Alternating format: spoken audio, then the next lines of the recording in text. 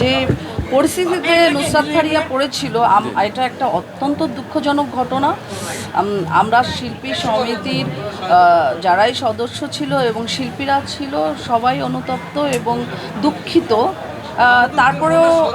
তারপরেও বলবো যে বিষয়টা যেহেতু আমরা শিল্পী ছিলাম, একটু কনসিডার করা যেত।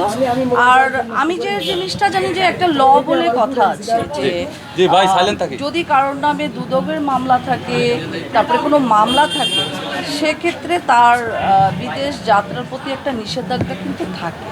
তো আমার মনে হয় নুসরাত ফারিয়া সেটা জানতো না, কিংবা ওইটা হয়তো বা সে অবগত ছিল না। তো আমি বলবো যে শিল্পীদের আসলে রাজনীতি করা উচিত না। আমরা যে প্রফেশনে আছি, আমাদের প্রফেশনটা হচ্ছে বিনোদিত করা জনগণকে। তো এই প্রফেশনের বাইরে আরেকটি প্রফেশন গ্রহণ করা আসলে আমার উচিত না।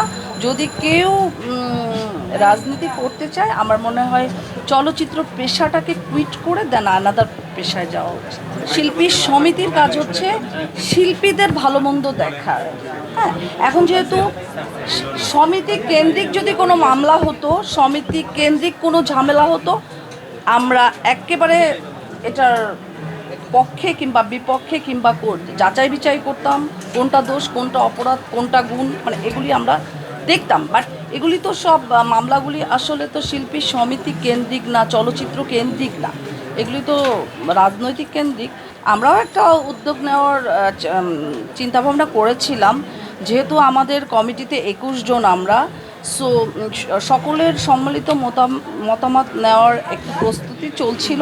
ইন দ্য মিন টাইম তো নুসরাত ফারিয়া ছাড়া পেয়েছে।